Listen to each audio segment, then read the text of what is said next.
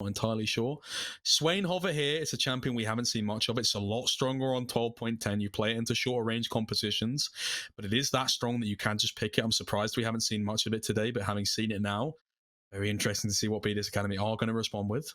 I'm curious. I'm skeptical. I'm skeptical about this Swain still as of yet, because BDSA can now just opt into range. If they want to go for range, then they can sit back, relax, and not dive into this Swain, which is exactly what a Swain wants. Instead, go for the Akali, and they're gonna sort of, back down and say, you know what, if you're gonna go for we'll range, take this. It could still be either, right? They've got to choose. I think Jace is a good call. They kind of set up for it a little bit. I think that they could still opt into this Gwen pick, which just missing from the draft. No, this is not the pick here. I don't think. I understand. Renekton. I'm really not a massive fan of this Renekton. I feel like this is going to come back to bite them in terms of, you talked about how the Swain really likes to play into these shorter range compositions. Renekton is that pick. Adam's going to have to get a lot of advantages in this lane. I presume it is the Swain going towards the top side of the map. And we're going to be seeing the mid laner now for this counter. It's going to be... No, Swain goes mid here. Really? Surely. I would imagine you'd want to put Swain mid lane. I think that this certainly makes a lot of sense.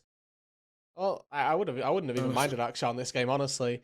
But this is a decent enough answer. R5 not something that we are particularly, overwhelmed by, but it does its job here. We're trying to mitigate the early game advantages that Adam can get.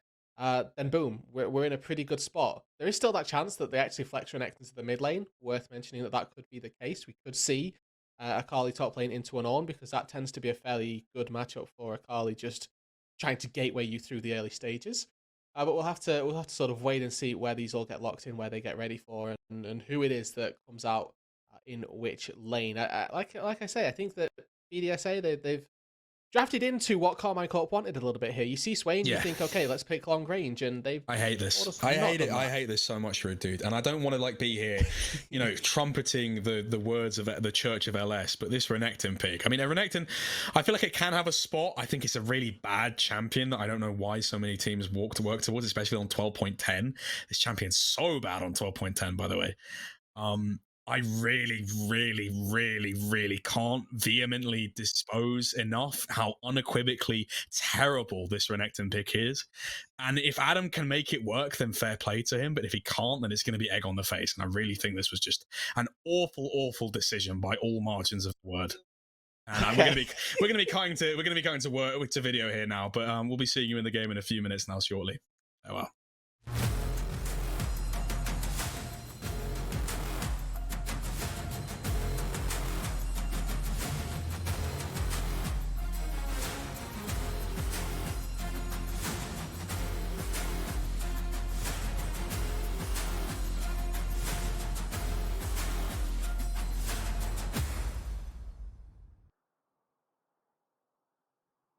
More Mist, more games, more League of Legends.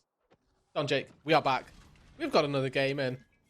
We ended that one off with a fairly negative take on Renekton. I've got a very sour taste in my mouth, Rude Dude. Let me just tell you that. It's really just put a real dampener on my mood generally. I've had a really good day. It's been some really good games.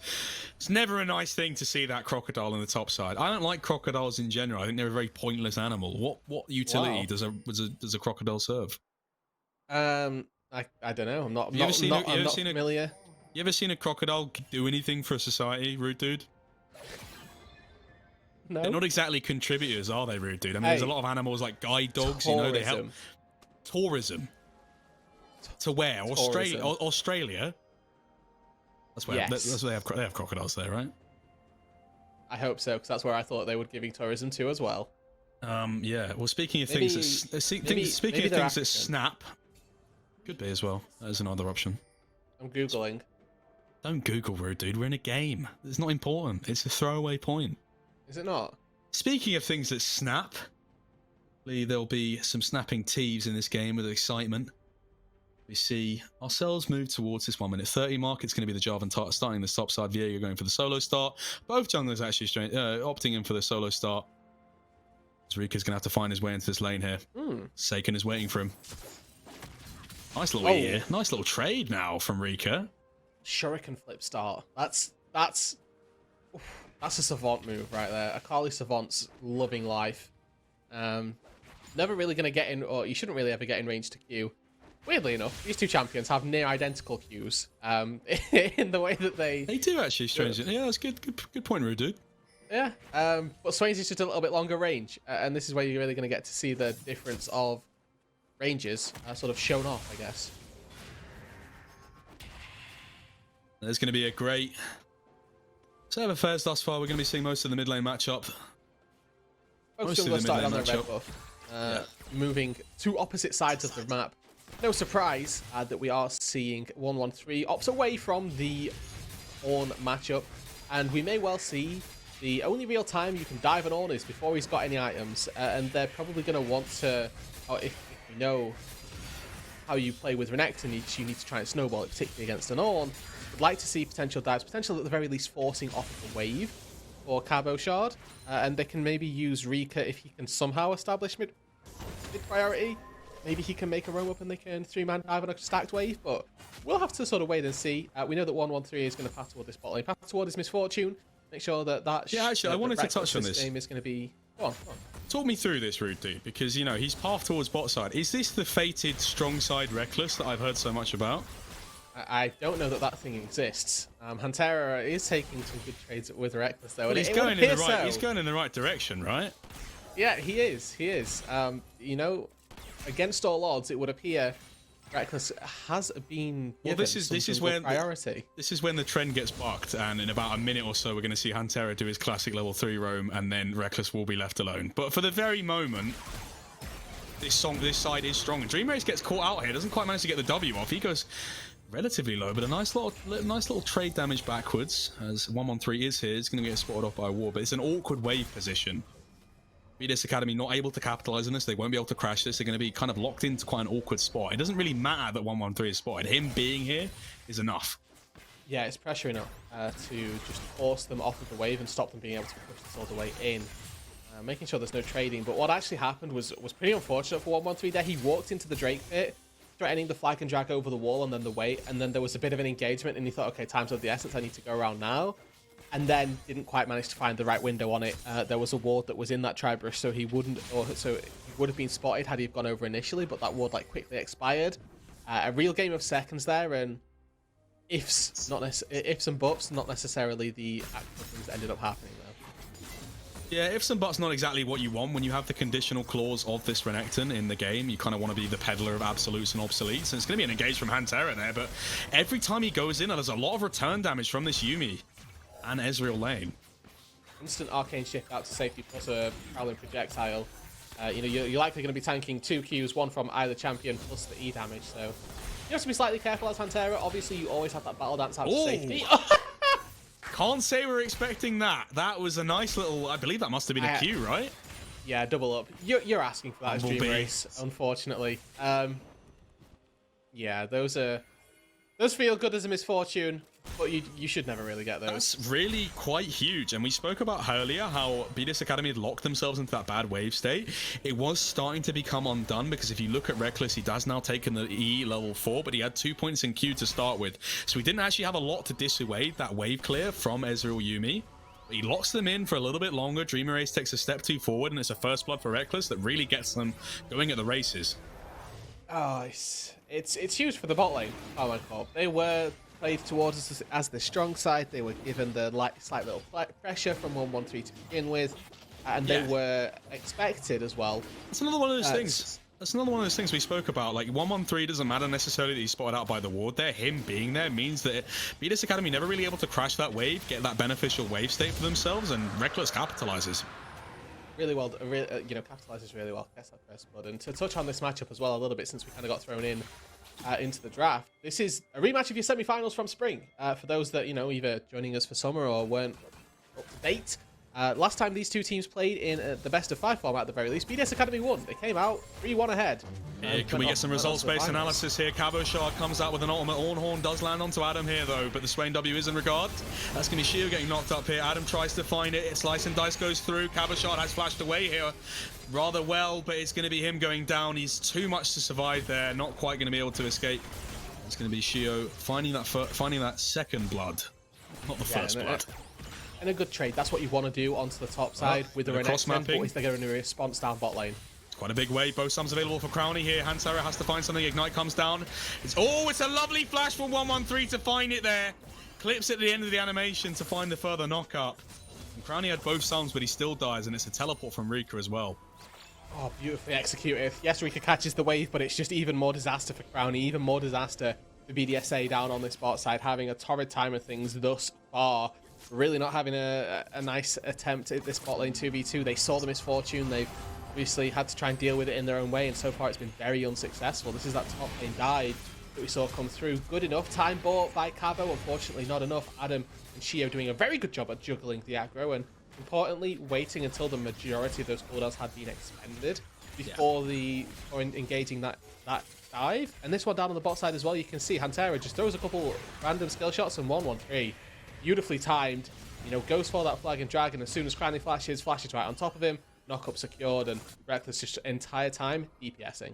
Yeah, I think an important thing to bring up as well is the tower changes in terms of the damage they do in 12.10. Could you talk us through how much scary it is to do a dive nowadays, Rude? Well, I think that you hit the nail on the head just with the prelude to that. It is much harder to tower dive successfully. Yeah. They ramp up and they do a lot of damage to you. So if you aren't lethal and you aren't efficient with your dives, you're very likely to fail, and you're very likely to give up kills in response. The fact that we've just seen two different teams execute on two different turret dives across the map successfully really does go to show you the caliber of team that we do have on our docket for the day. You know, heading back to the fact that these were your semi-finalists from Spring, very close teams that were, you know, that went off to EU Masters, had a different varying amounts of success, but EU Masters champions on one side, we've got your LFL finalists on the other. We've got good teams here. But if we're being completely honest, some changes for BDS Academy I think is important to know as well. Obviously, Rika and Adam coming in. How is that in terms of the first three games that we've seen? How has that changed up general identity for the team? Yeah, I think that with Rika coming in, they've not really altered too much to play toward him. I think that Rika has always been this shining star, or as far as being a bit of a shining star for BDSA. You know, 1 and 2, they've not had a good start. It's not what they would have wanted, bringing down 2 LEC players to their team and then going and having that negative win rate to open up. Not what they want. But I think that Rika has always been, in the first 3 games, a bright spot. One that I feel like they could do better at enabling and potentially start out with some more games going in their favor. I think the classic one, as you think back to that first game, he was doing so much damage on that Victor against LDLC. Yeah, it's a great example. I think that, you know, they put him on karma duty when they won the game, which feels anti to what I was saying. Yeah. Slight bit of danger there, but, you know, he has the E available. I like how you stopped there. You were like, bated breath. Is he caught? Is he not? No, yeah, Rika has an E. He's going to be able to get out. 2 boots and shuriken flip. He's absolutely fine. Yeah. Give me the cross map here. 113 goes over the wall, finds Viego and Shio. That's the Yumi on him. Nothing too much to be found on that bot side. Nice little shadow, though. They are attempting to try and find a crash wave dive onto Crownie. This time it's prevented. It's stopped. And the attempt to play from KC thwarted. Look, 10 minutes into the game, though, Jake. Let's take a little stack up at those gold tallies. Pretty much dead even. Nothing really to separate these two. And so far, as we may have alluded to and maybe theorized from the draft, it's going to be top side versus bot side. We've got a very strong top laner in BDSA. We've got a very strong bot laner in Karmine Corp. Renekton and Misfortune, 2 champions that have really fallen out of favor. But this game, they're doing their job. Yeah, I do agree with you. I do think an important thing to note is that the gold lead being even is a beneficial game state for Karmine Corp. It's kind of what they want. They have a lot of very good scaling options with the Ornn, with the Swain, with the MF as well. And it's going to be difficult. I mean, obviously Ezreal does scale quite well as well, and the Akali, but I'm really being quite dogmatic. Every time I even think about this Renekton, I just like mini vomit in my mouth. So I'm trying to find any way to kind of discredit it, but I've got to not be disingenuous because BDS Academy do have good scaling options as well. Yeah, they have really strong team fight capability if they can fight. And I always say this, it's Viego power. Reset capabilities in a late game team fight are an X factor that you can't really match with anything that Karmine Corp have got. Particularly this game, right? Sometimes if there's a jinx, you can say, oh, okay, we'll find one reset. It's akin to that, which it is. But for this game, Karmine Corp, they just don't have that answer. They've got limited windows for those team fights where Viego is always going to be finding, if he finds that reset, always going to have reinvested uptime in his damage. 113, putting this Herald towards the bot side. I didn't even remember him taking it. When did he take it? Well, you know what? A little bit of time ago.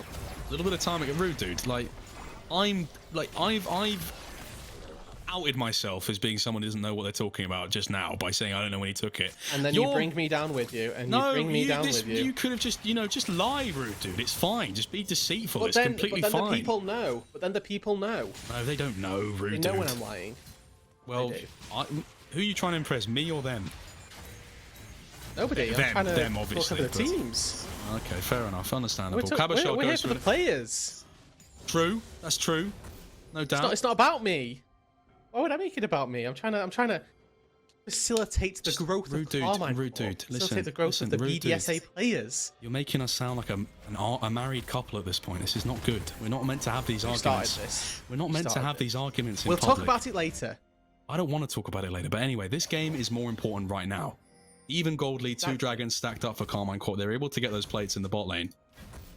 And what is the game state right now? What do BDS Academy need to do to potentially stop this 3rd dragon that's going to be coming in 3 minutes? Are they equipped to do so? Yeah, I think so. I think if they hit first items on currently on Rika, they've got a little bit of time before that eventually, or before that dragon spawns. They've got that time to get those items in, and I imagine that they could probably just recall and get them now. We have a bit of a pit stop for tier 2 boots for Rika, a bit of a pit stop for Brownie with the tier and the boots that he's getting himself. So slightly delayed in those first items, but it's not really a concern. The issue that they're going to run into is one that we harken back to in the draft, which is they're playing very short-range composition against a Swain. And we haven't got to see why that's going to be quite so bad yet, but people that have played against a Swain will know and will be able to tell. Rika goes in here. He's going to be getting caught out by 113. 113 has ultimate available here, but Viego is here with the Yuumi on tow. He ults out here. 113 is going to get him caught out here. Flash is available. He has to flash out. Hantara goes in. Yuumi ult in response. It's 1 kill onto Seiken. Can he find Rika? Not quite. And right there, thank you for comedic timing, I guess. Try and dive into Seiken as a Swain with ulti.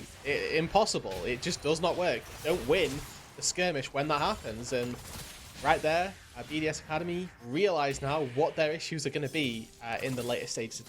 This is some great foreshadowing of what we're going to see in team fights. Swain is a champion that has a really big mid-game spike, so the later the game goes, the less prevalent it proves to be. But, of course, we're not at that late game yet. We're still in these early stages where it is going to be very difficult to try and deal with Seiken. And if Karmine Corp can continue to build up these leads and start to build up these leads, continue to find beneficial fights, they're going to get that dragon. They're going to have a mountain soul going into that point where Swain is, starting to fall off a little bit. And then all of a sudden, Swain is reignited effectively, has then got another state of extension on his power curve. Yeah, Renekton making moves here, gets the first turret. Incredible stuff from your boy there. Clearly worth the pick. It was a rather late pick, but obviously paying dividends thus far. Has a 35 CS lead, has that shut down. Able to set up in that top lane turret there. Now 113 and co. Why don't you talk to me about why you hate Renekton? I don't know, man. It's one of those champions where, like, do you know when you see a champion in solo queue and you're like, oh, everything that I've heard would suggest that this champion will be useless, but then they like 1v9 the game because conditions that you have in pro play aren't necessarily true for solo queue. But it's going to be getting 113, getting caught out here. The flags drags away here. R2 is going to find Rika, get stunned here. Quickness has come out now. It's going to be a return kill. They couldn't quite execute 113 as quickly as they would have liked there, and it does mean a return kill onto Rika. They threw a lot of ultis at Rika there. A lot of ultis. All 3 of them were just like, Akali, kill. Instantly, everything thrown at the Akali, and Rika, does fall. They do pick up 113, and they do get this Rift Herald. It's a beneficial trade for BDSA. Honestly, just the comedic effect of a sort of 70% HP Akali dashing in and then immediately getting tripled. I think important to note is, in terms of building towards that soul condition, BDS Academy are going to be slightly slow now. That is going to be helped by the fact that Akali has teleported down now, but you see O1 moving as well. BDS Academy are actually going to be able to contest this. You would have thought that might be a difficulty for them. Reckless based. Already as this Drake is spawning, they can't really contest this. Outside of 113 just randomly stealing this, just pretty bad timers across the board that, all very well and good that Reckless got his reset and is all powerful for the next fight. They're not going to be able to force one. There's no objective for a little bit now. Yeah, and you talk about a momentum shift. You were expecting there at least Karmine Corp able to find the 1-for-1, able to find a trade here, but this Academy actually walk away with everything here. They get the Rift Herald, they get the 1-for-1, and they get the Dragon as well, which stops that win condition from building up. It's a really big momentum shift in this game. Yeah, those were so a really good sequence of about 90 seconds for BDS Academy, and sort of against the grain as well. Weren't expecting that to be the case, you know, and it all just sort of came from 1-1-3 backing on a ward, and then after that, they were able to, like you say, find Herald, find Drake, yada yada, so on and so forth, to where they are now, which is with that Rift Herald, with that Dragon having slowed down the win condition. And I think that Karmine Corp, you know, with a little bit of an oversight, honestly, they are going to be looking forward, looking for that soul, so that their, you know, Swain has a fairly decent time of things, so that their Ornn is incredibly tanky, with a couple extra Mountain Dragons on top. But what's happening right now is that they can use this Rift Herald in the top lane if they fancy. Oh, never mind. They already popped it down somewhere to take turret's top lane. You can see Adam working away on that one. Yeah, he's whittling away at that turret. It's around about 30% HP or so, maybe even lower. Maybe the game plan for them. But in terms of, like, you talked about that just now, Karmine Corp, what do they need to do now? Still try and find fights. I think that still right now they are stronger. They've got Misfortune Spike of 2 items. Granted, you would want Muramana to be there, and I think that when you hit Cyrilda's on Misfortune is when you sort of hit the apex of your power as a champion. That and when you finish Eclipse are like your 2 biggest points. Once that Muramana gets completed and you have that 3rd item, you should go. She was waiting in the wings here. Seiken's going to find him. Dragon Drag has to come out here, but it's an ultimate onto Seiken. Seiken is going low, but he's going to have so much healing now. How much time can he buy? Has that Ignite ticking on him, but not anymore. Me an ult for an ult trade in the end. Yeah, the final chapter comes down. Swain no ulti means that he's now a much more insignificant threat as you look toward any team that look to take. Karmine Corp overloading on one side, going for these map raids more so than anything else. Tier 1 what is likely to be a lot of all around that bot side, and TP to prevent bot tier 1 from going down. Have a shard, teleport, and defends against Rika. Yeah, that's obviously going to mean he's not going to have it available when that Baron becomes a point of contention for this game. But it is good to stem some of the outer turrets that are going down. Or the side of it is coming. At that point then, now is when Karmine Corp may just look to, you know, match up in the... Right, we have Cabo shot down here, you have Adam down here, and then you just look to start hitting a Baron in a 4v4 and try and force Adam TP. And then try and get back out to safety. That tends to be how you try and generate a TP back, if that makes sense. Get that cooldown back off when available, or it just means that Karmine Corp can't really play too proactively around the map for the next 4 or 5 minutes.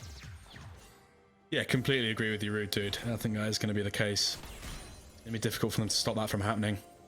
In terms of some crucial item spikes, what are some of these champions looking for? We touched on the Misfortune 3rd item. Swain is honestly, again, at his apex, really. Really looking pretty good for where he's going to be. Zonya's Hourglass picked up. Looking at about as good as Swain tends to get in the mid-game. I think that for BDSA, the Renekton hitting that point as well potentially gets a GA in there, and that's like your really big point for Adam. Crowny, every single item... excuse me. Every single item that an Ezreal gets just increases his power tenfold. Like, he's at a really good point right now, but every item he gets after this, it improves his power even more. The Akali as well, a little bit of the same. Rika's used this E already. Hantera comes around. This is going to be the ultimate coming out from Reckless as well. Can they find him? Flash out here. Protobelt is going to mean he goes into the Shroud as well, but the knock-up. Rika's going so low here. Can he get out? The auto from Reckless seals his fate there. It's an important kill onto Rika with so much burn. And how can they pivot towards the Baron is the question. I think they should. They should hit this and like force TP out of Adam at the very least. Try and turn away instead. They're not going to expend the move. They're going to try and defend their mid-tier 1. Make sure that that's not given over in response. And ultimately, it's just a kill for a bot lane tier 1 turret. Maybe they could have got a little bit more out of this, but they're trying to set up for this Drake, which spawns in 30 seconds instead. If they'd have made a misstep around the Baron, would have cost them this Dragon. And you can see, I imagine at least, Karmine Corp prioritizing this Drake set themselves up for the soul win condition, which they should have done about 4 minutes ago. Yeah, as you can see Adam teleporting in here, it is the case they've shifted their attentions towards this. You see both teams battling off for this mid-priority. So who's going to get the first entry? It's BDS Academy that have the ability to force the issue here. See Shio in here. Adam gets engaged on. Not much damage being done onto him. Does have that ultimate available. Importantly, though, look at the cooldowns of Karmine Corp. Reckless, bullet time ticking up. Similarly, the Cataclysm not quite available yet. They need to stall a little bit before they can take this fight. Let's buy a little bit of time. Adam goes into his ultimate now. They have a lot of time to buy now. Dragon is on. Also now back. Also now back for Karmine Corp. Dragon's going quite low now. 113 needs to find position here. Ornalt goes down. Rika's in the backline with the Yumi. Dragon does go down, but it's a lot of damage from Rika. Rika's gone absolutely massive in the backline. He finds an R2 of Doom. He's found one. Hantera goes down as well. Kabashot's ticking down. Saken's doing a lot of damage now. There's not an Ignite available for him. How much can Crowny do? He's onto Kabashot now, rattling away those Qs, but it's going to be Kabashot walking away. Dragon was gained by BDS Academy and 3 kills as well. Huge fight by BDS Academy. Rika just destroys the backline of Karmine Corp. They had nothing to say about that. Reckless still has his ulti, still wants to fire the bullet time, but cannot from the grave. Truly exquisite team fighting from BDSA, and we talked about Rika being the sort of linchpin of BDSA in their losses. He's looking like he could try and win them the game this time out. This is a really crucial E. We saw the E onto 113. It looked like it was really difficult for him to get much done here, but this R2 just decimates Hantera 113, means it's very easy to follow up. Seiken survives for so much of this and is doing so much in terms of just being alive, being a threat, being a nuisance. But with the rest of his team dying around him, there's not really much he was able to do. Massive from Rika. And just a Yumi diff right now. You know, we're talking about Seiken being alive that whole time. The health bars of BDSA, you couldn't tell that there was an angry 2-item Swain just in the midst of them for that entire team fight. They kind of just ignored him, and they got away with it quite well. This is a fairly low damage build from Seiken. It's worth noting that, you know, as far as your AP items go, Everfrost, Zonya's, Morello's is about the lowest item or lowest damage item build you can go for. This is very supportive style of, I will be a frontline, I need my team still to do damage. You look at the rest of Karmine Corp, they've got a Jarvan, not a damage dealer in the late game. They've got a Misfortune, one bullet, one button damage. And if that button doesn't get pressed, the damage from Karmine Corp doesn't exist. Yeah, I do think that is a real concern for Karmine Corp, as you've just said. But I think in terms of, you look at the other side, Rika has a lot of damage. Vega has that ability to do a lot of damage, especially with the ability of his team to take down enemy opponents, and that Ezreal is going to continue to ramp up. So would you say it's fair to say that although there is a lot of scaling options for Karmine Corp, there is some danger for them even in the later stages of this game? I would go as far as to say they don't have scaling options. I really don't like their scaling on this team. They're, like I say, Swain, not the greatest late game champion, particularly when we've got this style of build path. Misfortune can 1v9 a team fight in the late game, don't get me wrong, but it requires so much setup and such control around this ulti. They have started the Baron now. Immediately peeled off of, apparently. And I think the scaling is better for BDSA. I think that they've got better chances in this late game if they can play around the Misfortune ult. That is the case. That it's kind of a one-hit wonder that they have to go for Karmine Corp. I think it's important to note that I don't think if Swain gets some of these later game items, he's going to be a bit more useful than you're perhaps giving him credit for. But I think the general gist of what you're saying is true. BDS Academy, more options in terms of what they can provide potentially. So it's a case of whether they can do that. Rika has to do a lot in these team fights, but he has been your man to do a lot in these team fights throughout this game and in other games. He's been a person that steps up on numerous occasions for BDS Academy, and whether or not he can continue to do that, we will be seeing in this next Dragon fight, I'd imagine. Yeah, I don't think that Karmine Corp want to give this one up. I don't think they wanted to give any up, honestly. They get them, that third Dragon I feel was a real misstep, but not to hop back on the defense. But forward, how do they try to get the game back in their favour? And they were looking toward that Baron to try and do it. Dream Race got out to stop a recall, or to protect a recall. Was then left on his own for a little bit, but does manage to get out to safety. Despite concerns that there was a potential catch out angle for Hantera. Looks like they're setting up around this bot side though. That Baron is still up, so they do need to make sure that they have some sort of vision around there to make sure that that doesn't fall. But the final resets come through. 1 minute left on that Drake. Everybody back up, restock, get your wards, get your pinks, get your control wards ready to go. Another fight almost going to be looming around this Dragon. Habashard going to do the same thing, and with our top laners both having TP, they're not pressured to do this. But if they want to keep those cooldowns, they kind of are. Yeah, when you're getting towards these kind of margins in the game, there's these timers. When you get that penultimate Dragon, that point one away from Soul, you start to get a lot more options. We spoke about this in week 1, Rude Dude, how when you've got that, you don't necessarily have to go for the Soul. You can trade down the Baron and still be fine and buying yourself another 5 minutes. Exactly, and particularly in this game when neither team is threatening us all right now, either one of the two are quite happy to just back away and try and force a Baron. It is BDS Academy that has position on here. Teleport does come down. Here comes Rika. What can he do? He's gone into Seiken almost immediately. Goes into Shroud now. R2 is primed. They've been bulwarked out of this choke here. But here comes the Ornhorn onto Shio. What can they find in terms of the engage? The ultimate comes out in response. Bullet time has been used, and it has not done much. That one form of utility that we spoke about, the damage threat from Karmine Corp, has been used to no avail now. Rika doesn't have the ultimate, but still has a lot of damage, can still buy a lot of time in these team fights. Crownie is in the back line as well. Dragon is around 3,000. Still available for Karmine Corp. It's important to note. This goes very low here. The smite is secured now. Ezreal's the one who gets it. Now Yuumi ult's coming down now, 1-1-3. Pressured out a little bit, but they're going to walk away from the Dragon. Job done for BDS Academy. Yeah, now they need to be careful that there's no Baron response. There's the pink ward on it, so they're going to know if Karmine Corp opts to go towards it. So the information is there, and yeah, it's just a successful Drake take for BDSA. They, going to lose some top camps, but put themselves on Soul Point, and a really nice little scuffle around the Dragon. They get all of the ults that they need to. They use Rika ulti to effectively force Seiken to burn his.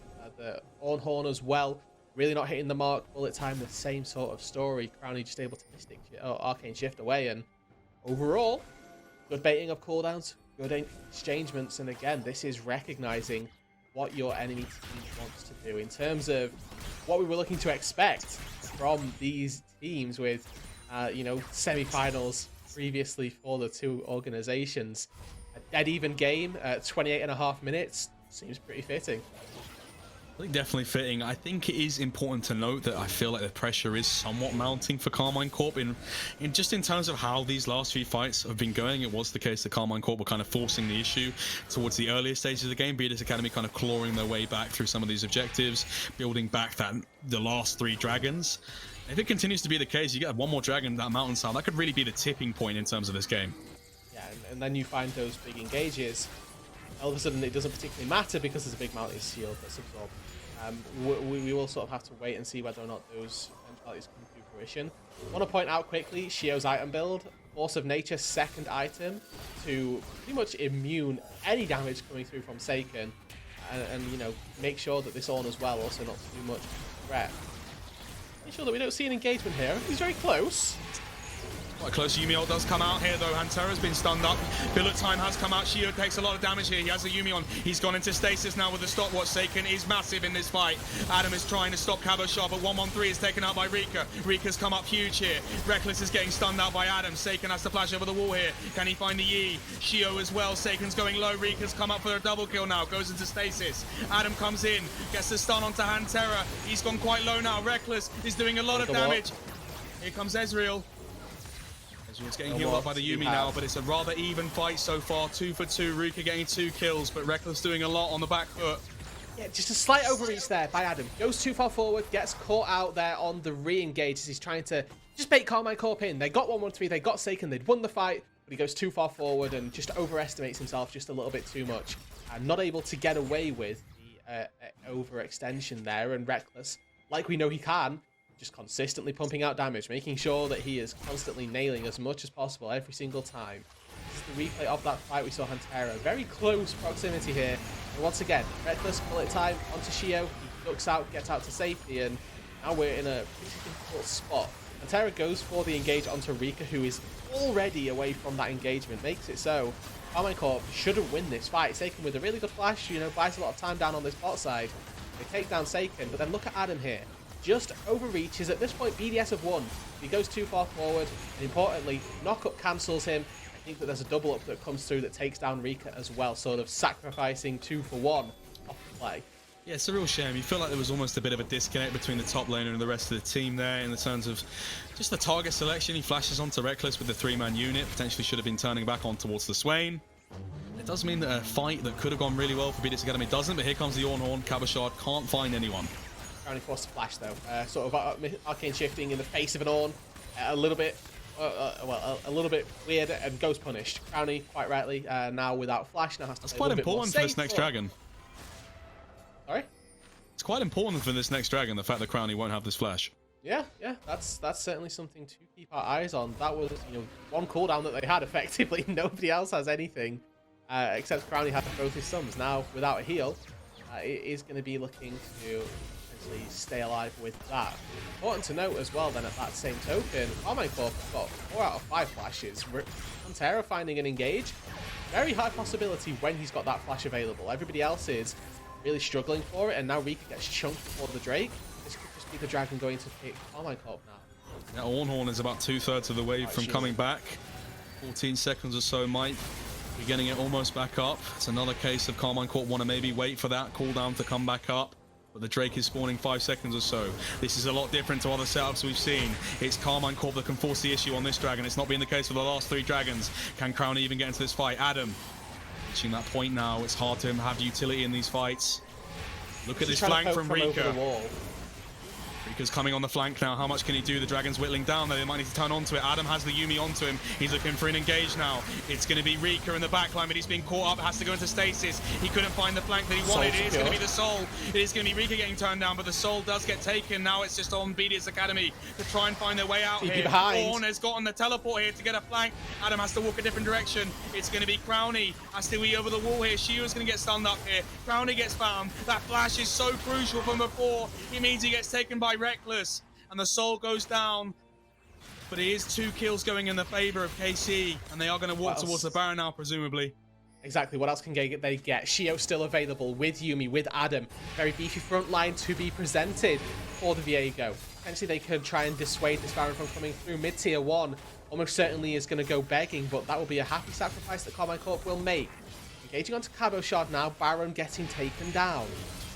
Yeah, this Baron's at around about 7k HP now. It's not going to be the case with Shio and Yuumi. These aren't your champions, especially with this build. They're going to be able to do much. It's going to be additional kills here. How much time can Yuumi buy for Shio here? His life is dwindling. His life goes down. Rika is here, but how much would it mean? It's going to be a very good route from Seiken. Bullet time gets cancelled. Rika coming out of the Shroud now. Can't be found after the R2. There's going to be another kill, but have they bought time for this Baron? Is this now dangerous for Karmine Corp to go towards? No, I think BDSA have to give this one up. Reckless is still full HP, still has a lot of damage to give. Adam's going to be all in here. Karmine Corp utilize that Ornhorn. Adam's able to dodge out here. Rika is still here. He doesn't have ult. It is the case now with Crowny in co. Crowny in tandem. They do manage to stop this, and a little bit more time being bought. BDS Academy.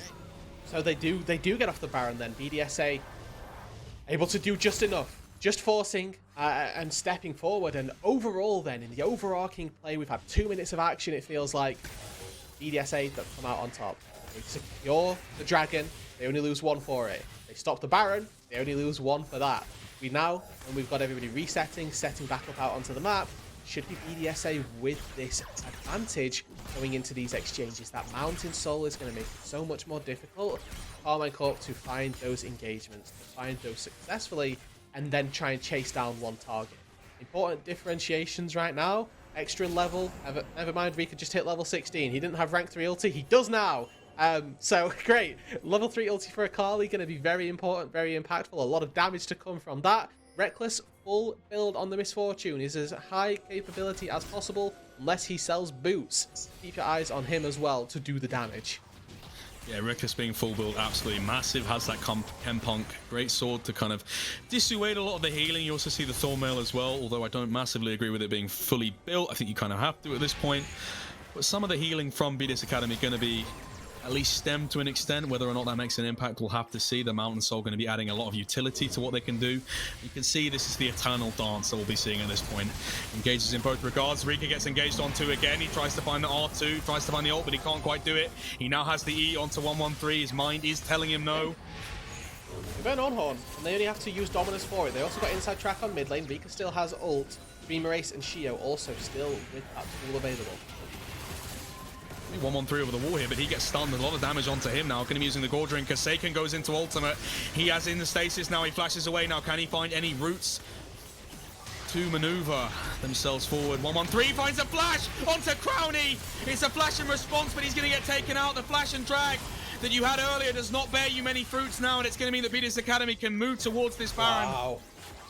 Yeah, and Crowley with the great bait and switch, I guess. Arcane Shift in front of 113. 113 sees it, snaps on him, takes the engage back, but Crowley flashes out to safety. He's got Yumi on his back as well. Now Baron up against BDS Academy. Karmine Corp still with 4 members strong, still want to go. Ornhorn, 15 seconds away, bullet time, not ready. BDSA, they're looking to take this one down. Rika is using Dreamer Ace as a zoning tool. BDSA, they're going to get this. Academy going to get it. It's going to be Casey walking away now. The Mountain Soul and the Baron, 2 very important instruments for BDS Academy to be able to close out this game now. Karmine Corp, what answers are there?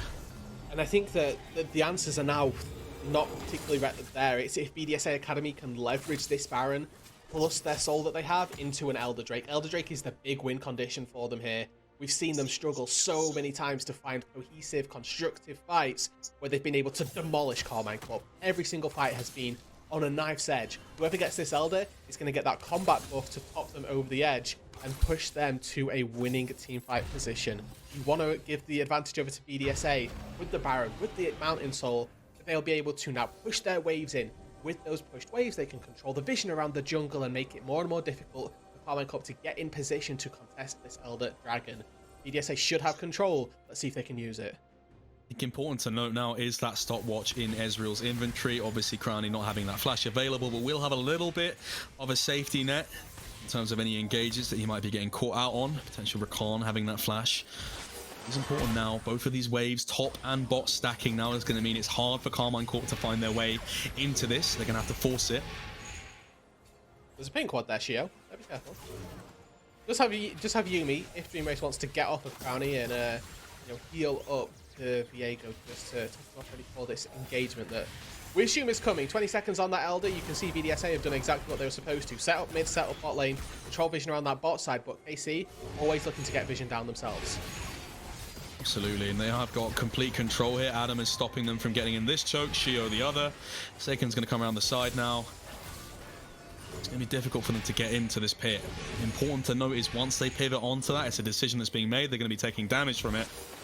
And that might be Karmine Corp's in. That's what's important. Engagement. Seiken gets engaged onto now. He's going to go rather low. Stasis is available for him, and Yumi ult is coming now. Rika has the ability to go at a moment's notice. Adam is going rather low now. He's going to get taken down into the GA now, but Ezreal has found Hantera. But the bullet time does find Rika. He was such a key member for them. Adam's getting slowed out of the GA. He's going to get taken down as well. This is a massive fight for Karmine Corp. Shio's gone in as well. He goes into GA. Crowley has so much to do here. Has the Yumi in tandem, but it's not going to be enough. And a crucial error by BDS. They had all the control, but they just throw it away. 50 seconds. They need to go mid lane. This is 50-second death timers. And Crowley goes for an ultimate here, but he gets taken down as well. He's staring at the headlights of Karmine Corp. They found everyone. They found an ace. They might have just found the game here, rude dude. They have a truly nail-biting game. Karmine Corp and BDSA giving to and fro time and time again. And in the end, it was just that one-click button. Reckless finds Rika, and the teamfight never looks the same. Seiken able to buy the time in the front line. Zhonya's plus Swain. The same thing we talked about the entire draft. Can't dive into a Swain. It never goes well for you. BDS Academy, they found out the hard way. Seiken buys all the time in the front line, and Reckless does all the damage from the back. Able to find their win, keep themselves renewed at a 3-1 record, but it was so close. I don't have much to say, rude dude. I'm in shock. This was I can't really emphasize this enough. This was Karmine Corp's game to lose, and it looked very difficult for them to be able to, once they gave away that Mountain Soul, once they gave away that Baron, BDS Academy were able to pivot themselves forward in a way that Karmine Corp couldn't really have any answers anymore. But at the dawn of no having answers, I mean, Karmine Corp has basically just said, we don't have to answer your questions. We'll, no comment, officer. And whilst they're about to be sent to the jail of a 1-1 week, they come up with a crucial capitalization on the mistakes presented by BDS Academy. They come away with a win. They're going to feel very lucky after that. But yeah, I'm rather shooken up here, Mr. Rude Dude. Yeah, I think that there's a lot of intricacies to a late game skirmish and the decision making there